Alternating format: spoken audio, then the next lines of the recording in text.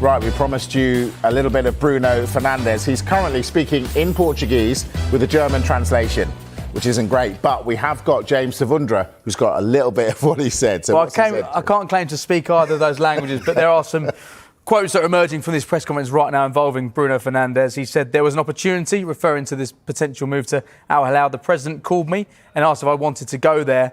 They were waiting for me. I spoke to Amram. He asked me not to go.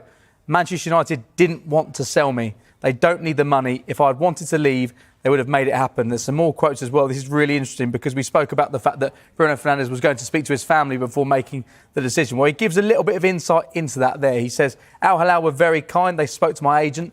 Then I spoke to my wife. She asked, what do you want to do? She always supports my decisions. It would have been easy to move there. I know the Portuguese players there very well, but I want to play at the highest level and compete for major titles. I can do that, and I still want to.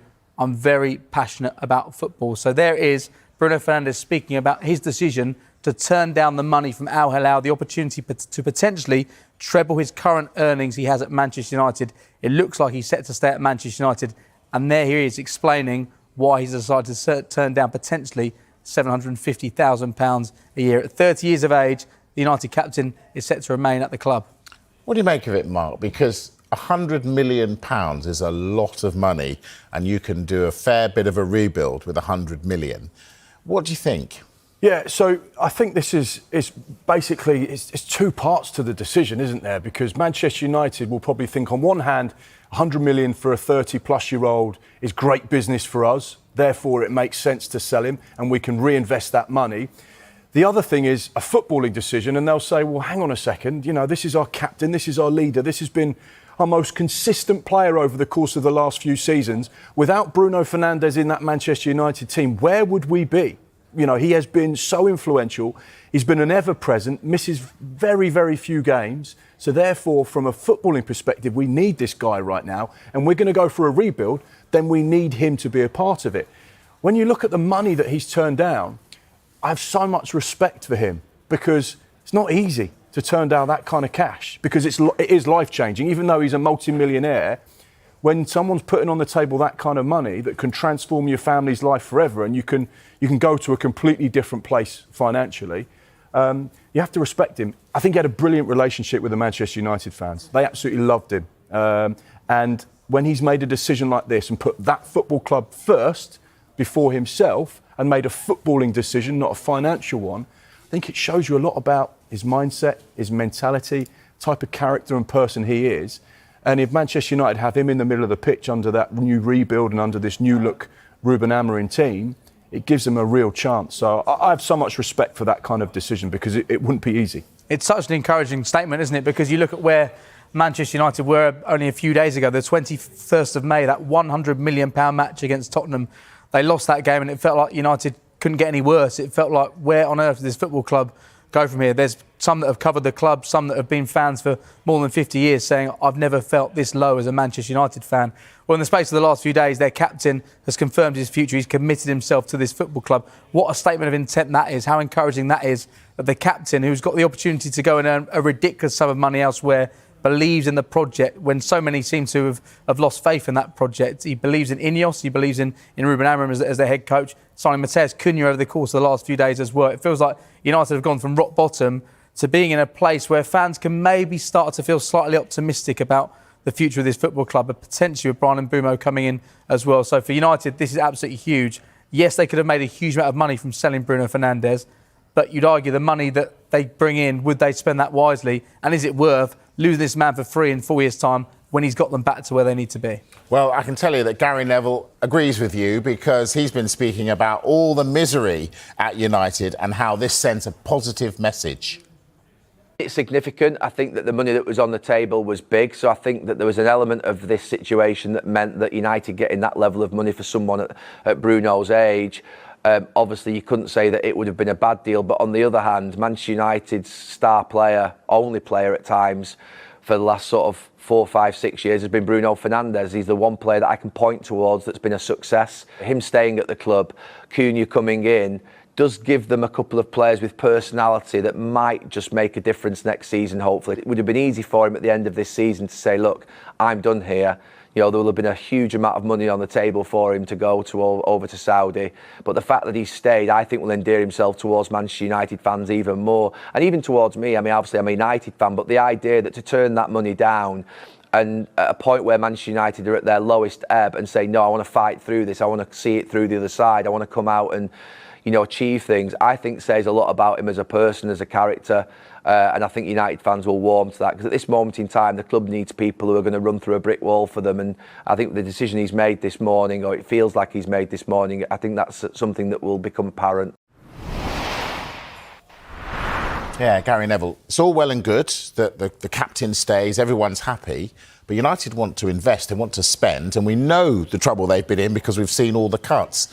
So how do they get players in the door when they could have had £100 million worth of players in the door?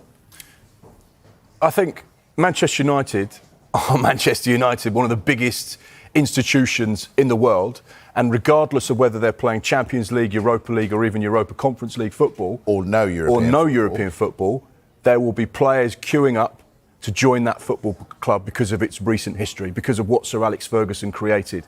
It's a juggernaut of a football club that's lost its way.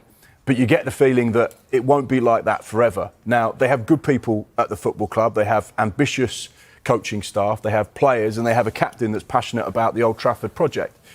One player we have been speaking about that potentially could be departing, Anthony, Marcus Rashford, Kobbie Mainoo. There are players there that have value.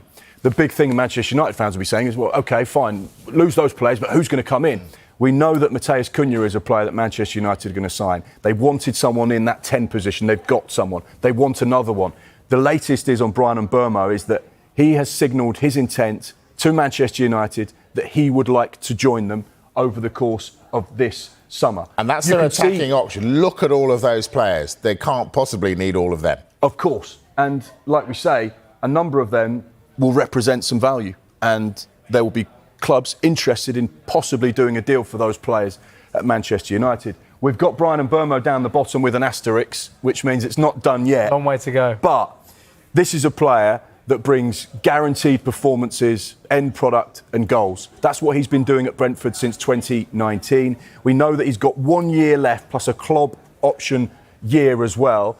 But Brentford have actually been really sensible and respectful to the player who has given everything since he arrived. And they said, look, we understand what you've done for this football club, what you've brought to us, what you've given. So therefore, if the right offer comes in, we're prepared to let you go. And we respect you that much. You've earned the right to move on should you get that opportunity. So, yeah, this is definitely one to keep an eye on. It's our information as well that the other interest from Premier League sides in Bryan Mbeumo, he has politely declined, saying Manchester United is where my focus is. So therefore, this rebuild that seems to be happening quite quickly could have two new really important attacking players, despite that long list of players they already have in the building at the moment. Yeah. Mark, I want to talk to you about Bournemouth. If you're a Bournemouth fan, should you be worried? No.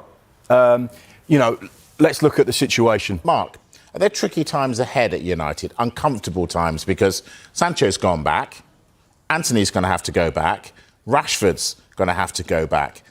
Tricky times? Yeah, potentially. Let's be honest. There's been a lot of tricky times at Old Trafford over the course of the last few seasons. Things that really aren't going in the way in which Sir Jim Ratcliffe had hoped, the fans have hoped. So they're going to have to make some big decisions. And you've seen that over the course of the last 12 months. There's been a lot of people that have worked at Manchester United that have lost their jobs. There's going to have to be big decisions made with regards to some of those players you've mentioned about the football side of things. And Sir Jim Ratcliffe has quite openly said, look, we cannot afford to keep operating in the way we have been. We have to trim costs. We have to be more sustainable. We have to be careful. We have to get our investment right. And when you look at those players, Marcus Rashford, Jadon Sancho, Anthony, best part of £1 million a week there that's going to be potentially not involved in that first team if Ruben Amorim doesn't step in and say, actually, clean slate, these boys can play for me and they can prove that they're Manchester United players over the course of pre-season. And if they do that, no problem. However, you get the feeling that the accountants might just be leaning in and saying, actually, we could do with lifting him off the wage bill. He represents 100% pure profit for PSR. So therefore, actually, our favourite situation would be that these depart the football club. And that's where they're going to have to find suitors. And that's the problem. Because is someone going to pay £40 million for Marcus Rashford? Is someone going to get close to the £80 million that they paid for Anthony? He's just been on loan at Real Betis. So therefore, Manchester United are probably going to have to accept we're going to lose some money, but how much can we afford to lose and how much do we want to lose? And of course, wages, another problem. James has mentioned it there. When you're on £300,000 a week and someone offers you 150, you're going to say, actually, I'm not going to leave Manchester United. So then United have got to be clever and creative and say, well, we'll make up the difference for you to go. Yeah, interesting. We'll have much more on United to come, but I want to go back to Diego Leon, the 19-year-old Paraguayan midfielder, was signed from Cerro Porteño for £7 million. Ongoing transfer pursuits. Brian Bimo, Brentford's forward who scored 20 Premier League goals last season, is keen on a move to United. Brentford is demanding at least £60 million for the 25-year-old.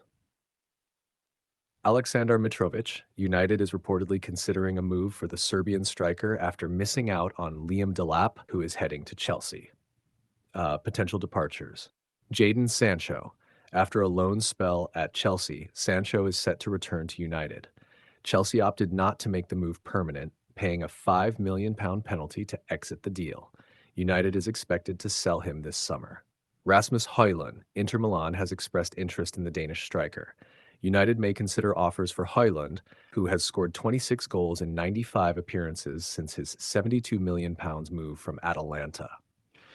Squad and leadership updates.